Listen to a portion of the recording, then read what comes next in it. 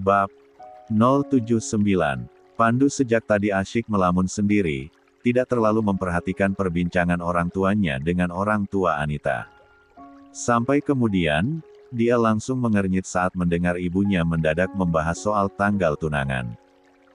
Bagaimana Bu Helin, Pak Arman? Sudah cocok, kan? Jadi kapan nih kira-kira mau diresmikan saja tunangan anak-anak kita? Tunangan. Ibu bilang Pandu cuma harus kenalan. Ibu Pandu tertawa canggung, apalagi Pandu mengatakannya dengan keras tepat di depan orang tua Anita dan si Anita sendiri. Ibu Pandu mengelus pundak anaknya. Begini, ibu dan ayah cuma pengen kamu segera move on dari mendiang istrimu, Pandu. Udah hampir setahun dan kamu masih meratapi mendiang istrimu. Makanya, Pandu nggak setuju dengan keputusan sepihak ini. Maaf, tapi yang menjalani hubungan nanti itu Pandu, bukan ibu atau ayah. Ibu Pandu kelihatan sekali serba salah. Ekspresinya juga menunjukkan kalau dia merasa tidak enak dengan keluarga Anita. Namun, mau bagaimana lagi? Pandu tidak memiliki intensi untuk mempermalukan keluarganya. Dia murni hanya tidak setuju mendadak disuruh tunangan dengan wanita yang bahkan baru dia temui hari ini. Pandu, kamu itu. Pandu udah punya calon istri kok, jadi nggak usah repot-repot nyariin. Pandu asal nyeplos saja saking kesalnya. Padahal, dekat dengan wanita pun tidak. Loh, kok kamu nggak cerita? Ibunya kaget. Pandu membelalak. Dia merasa salah langkah dengan berbohong seperti itu. Harusnya dia jujur saja kalau memang belum mau menikah lagi. Sekarang, dia sudah terlanjur basah. Mau meralat bagaimanapun, orang tuanya akan ganti mendesak dia untuk menikah dengan Anita. Satu itu, Pandu masih belum yakin apa kami bisa melangkah ke jenjang yang lebih serius atau enggak, makanya Pandu enggak ngomong. Pandu khawatir ibu dan ayah udah berharap. Pandu mengarang saja, padahal wanita yang dia maksud juga tidak ada. Anita dan orang tuanya kelihatan kecewa. Mereka buru-buru pamit setelah Pandu mengatakan kalau dia sudah punya calon istri. Saat pamitan, Pandu bisa melihat gelagat sinis dari orang tua Anita. Wanita itu juga sempat melirik Pandu sekilas, tapi ekspresinya tidak bisa Pandu deskripsikan. Usai keluarga Anita pulang, Pandu yang hendak ke kamar langsung dihadang oleh orang tuanya. Dia dipaksa duduk di ruang keluarga untuk diinterogasi. Pandu, kamu beneran sudah punya calon istri? Tanya ayahnya. Pandu agak kaget juga ayahnya bertanya pertama kali. Normalnya, sang ayah itu sangat kalem dan lebih suka manut saja kemauan ibu Pandu. Iya, jawab Pandu asal. Siapa namanya? Tanya ibu Pandu. Pandangan matanya sudah kelihatan sekali kalau dia sangat ingin tahu. Pandu bingung harus menjawab apa, karena wanita yang dikatakan Pandu memang tidak pernah ada. Pandu, kok nggak jawab sih? Atau kamu bohong? Desak ibunya. Pandu baru mau membuka mulut, tapi ponselnya mendadak bergetar. Ada pesan masuk dari nomor asing. Pandu membacanya. Hai Opa, ini nomor Cici, jangan lupa save ya. J. Cici. Gumam Pandu pelan. Tapi sialnya malah terdengar oleh ibunya. Nama calon istri kamu Cici? Tanya ibunya. Pandu kaget. Itu, bawa ke sini dong, Pandu. Jangan diem-diem gitu kalau punya pasangan biar nggak kejadian kayak tadi. Pandu ingin meralat, tapi ibunya sudah berspekulasi macam-macam. Pandu sama sekali tidak punya kesempatan untuk menjelaskan. Setelah berbagai macam cerocosan ibunya Pandu dengarkan, akhirnya dia memutuskan untuk pulang saja dan tidak jadi menginap. Toh, tamu orang tuanya juga batal menginap karena masalah ini. Pandu segera berpamitan dan bergegas pulang. Sampai di rumah dinas, Pandu segera mencuci muka dan gosok gigi. Saat dia ke kamar, ponselnya bergetar lagi dan pesan masuk dari Cici. Ini beneran nomor Pak Pandu, kan? Kok cuma dibaca doang? Tolong bales ya, takutnya Pak Pandu ngasih nomor jasa sedot WC. Pandu seketika tertawa membaca pesan itu. Anak ini. Pandu heran, Cici selalu saja penuh dengan candaan. Seolah, stok candaannya tidak pernah habis sama sekali. Ini sudah malam, dan dia masih saja bisa bercanda. Pandu sampai bisa membayangkan bagaimana ekspresi Cici sekarang. Pandu akhirnya segera mengetikkan balasan untuk Cici. Iya, saya Pandu. Hanya beberapa detik, Cici langsung membalas. Syukurlah bukan jasa sedot WC. Pandu menggeleng-gelengkan kepalanya sembari tersenyum geli. Fax. Keesokan harinya, Pandu yang sedang memasak sarapan mendadak heran saat mendengar ada yang mengetuk pintu rumah dinasnya. Dia keluar, dan semakin kaget saat melihat orang tuanya datang lengkap dengan pakaian rapi seperti mau pergi ke acara penting. Ibu, ayah, ada apa ke sini? Ibunya langsung mendesah pelan. Kamu ini dikunjungi orang tua kok gitu sih? Ya bukan begitu, Bu. Biasanya kalau mau datang, kan ada kasih kabar dulu. Ibu dan ayah kesini karena mau ketemu sama calon istri kamu itu.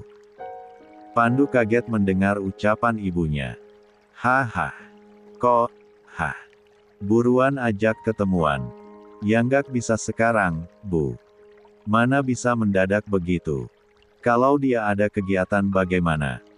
Pandu berusaha beralibi.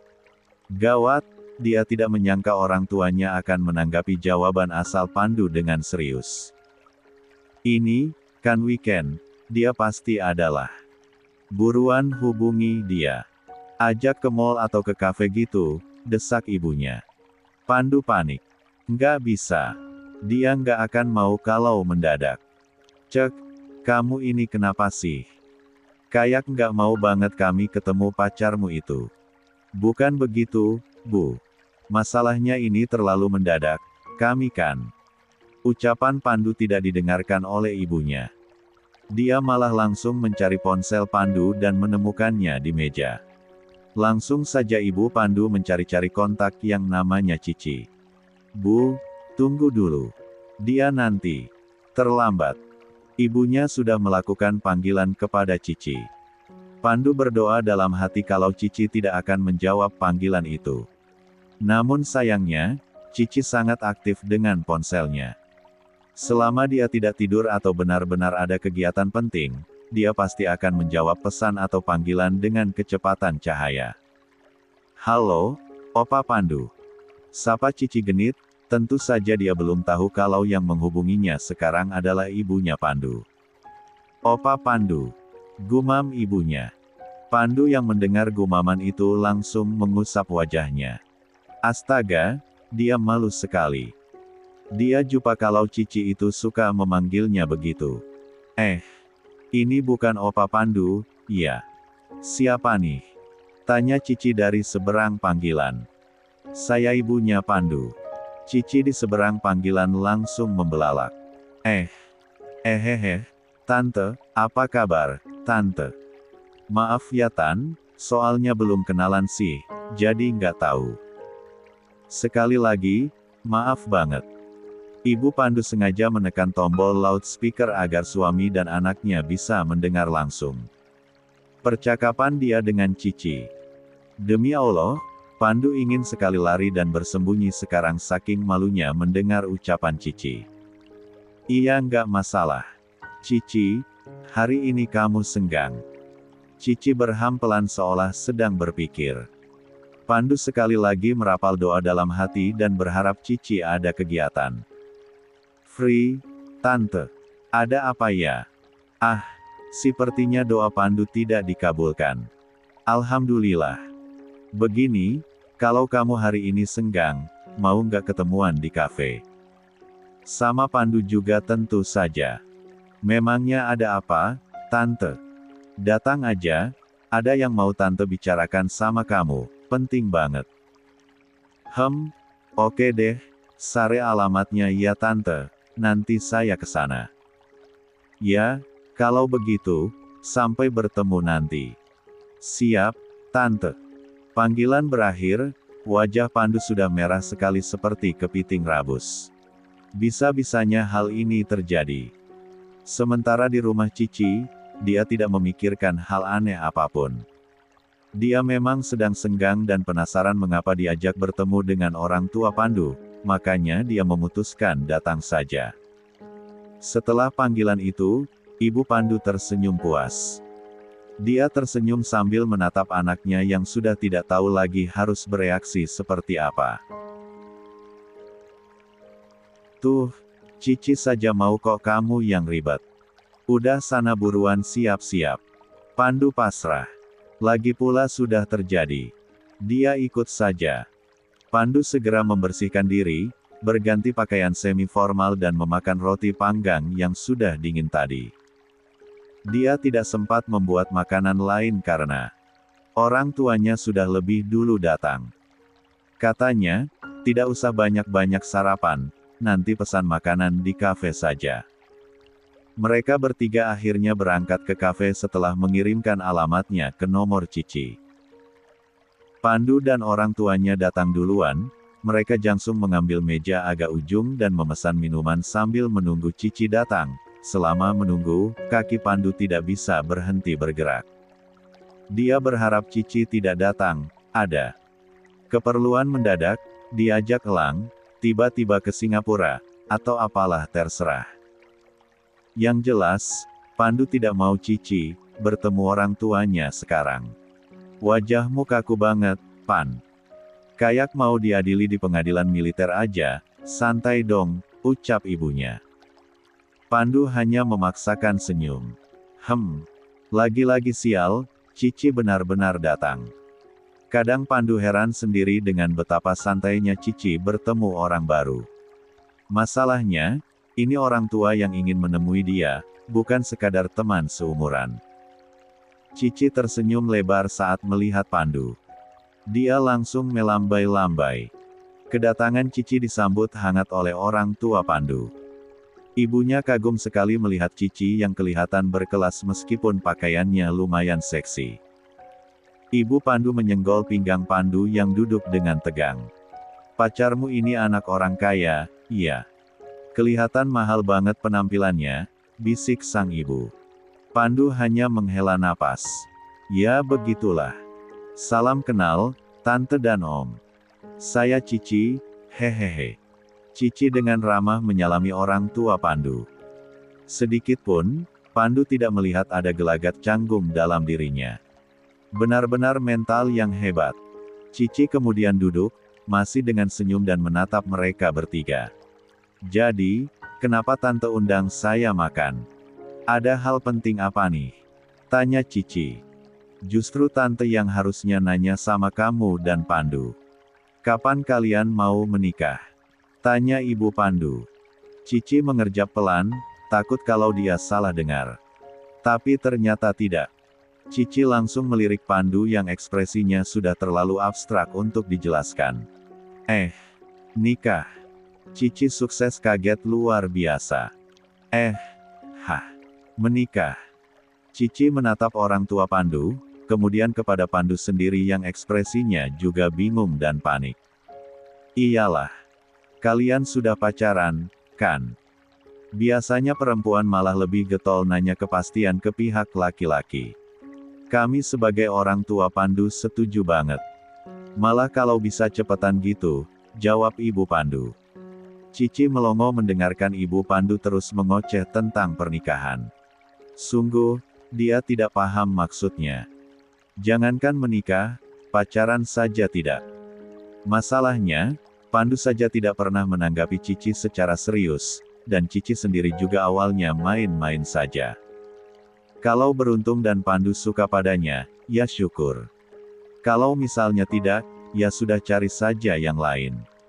Cici sedang menerapkan hidup anti mengejar-ngejar pria setelah berkali-kali dikhianati oleh mantan-mantan pacarnya. Tante, saya. Cici masih kuliah, Bu, sela Pandu sebelum Cici menjawab.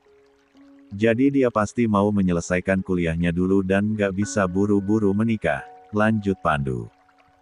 Cici menatap Pandu dengan kening mengernyit. Dia masih tidak paham kemana arah pembicaraan mereka. Cici kira, dia diajak bertemu dengan orang tua Pandu ya untuk berkenalan saja. Kenapa malah tiba-tiba membahas pernikahan? Cici merasa tidak bisa mengikuti pembicaraan ini karena tidak paham maksudnya. Cici mencolek paha Pandu yang duduk di dekatnya. Mereka saling bertatapan. Cici seolah mengisyaratkan kepada Pandu untuk menjelaskan apa maksud semua pembicaraan ini. Namun, Pandu hanya menggeleng pelan. Cici tidak paham. Kan kuliah bisa sambil nikah. Kamu ini kayak Cici masih sekolah aja sampai nggak bisa menikah dulu, ucap ibunya Pandu. Pandu lagi-lagi mengelak, nanti nggak konsen lah, Bu. Kuliah itu belajarnya banyak, nggak kayak sekolah. Belum lagi kegiatan-kegiatan dan organisasinya juga banyak. Kalau menikah, nanti nggak bisa ikut, akhirnya jadi mahasiswa kupu-kupu. Sia-sia dong kuliah 4 tahun.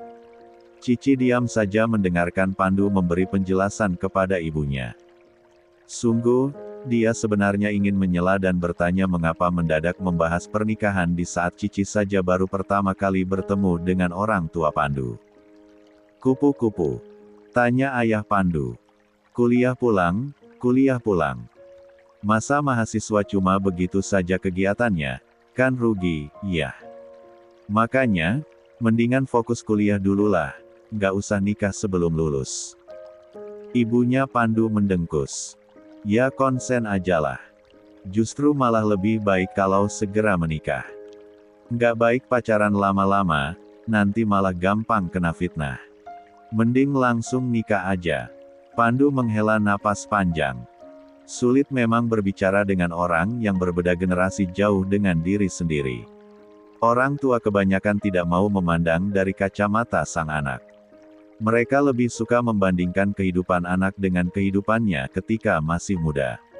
Padahal, jelas itu perbedaan zaman yang sangat jauh, sudah tidak relate lagi. Kalau hanya masalah kecil, Pandu memilih mengalah. Lagi pula tidak ada gunanya mendebat orang tua sendiri untuk topik ringan. Takutnya nanti malah jadi ribut. Namun, untuk masalah pernikahan, Pandu tidak bisa tinggal diam dan menurut saja. Masalahnya tidak sesederhana itu. Cici bukan kekasihnya. Mereka bahkan baru-baru ini saja kenal. Mana mungkin mereka tiba-tiba mau menikah? Bu, pernikahan itu masalah serius, ho. Nggak bisa asal diputuskan begitu saja. Pandu masih berusaha memberikan pengertian kepada orang tuanya. Dia berbicara dengan lembut, berharap bahwa orang tuanya mau mengerti. Semua kekacauan ini juga salah Pandu sendiri. Padahal dia hanya asal menjawab saja agar tidak dijodohkan dengan Anita. Malah urusannya semakin runyam sampai ke pihak Cici. Ibu Pandu ganti menatap Cici. Beliau bahkan langsung menggenggam tangan Cici dan memasang senyum super ramah. Cici mau ya secepatnya nikah sama Pandu. Cici masih melongo. Pikirannya masih loading lama. Jadi aku ini lagi dilamar? Tanya Cici. Ibunya Pandu mengernyit. Memangnya Pandu belum melamar kamu? Oh itu sih. Sebentar. Suara dering ponsel ibu Pandu mendadak menginterupsi pembicaraan mereka. Ekspresi ibu Pandu kelihatan agak berbeda, beliau menunjukkan ponselnya kepada sang suami. Yah, kok dia ngehubungin aku ya? Nggak tahu. Coba angkat dulu. Sekalian di loudspeaker biar ayah bisa dengar. Ya udah. Ke toilet aja gimana? Ayah nggak bisa masuk toilet perempuan dong, ibu juga sama. Iya ya. Ya udah, ke taman depan itu aja. Cici dan Pandu saling berpandangan sambil mendengarkan obrolan serius mereka berdua. Cici menanyakan kepada Pandu lewat tatapan matanya, tapi Pandu menggeleng tanda tidak tahu juga itu panggilan dari siapa. Ibu Pandu menatap Cici sambil tersenyum. Nak Cici, Tante dan Om mau nerima panggilan dulu ya. Kamu nikmatin dulu aja berduaan sama Pandu. Sebentar aja, nanti ibu kembali. Oh, iya tante, om. Cici iya saja. Lagi pula masalah pribadi mereka juga tidak ada hubungannya dengan Cici. Setelah orang tua Pandu keluar untuk mengangkat panggilan, Cici langsung bergeser mepet kepada Pandu. Pria itu menghela napas panjang, kelihatan sekali seperti sedang tertekan.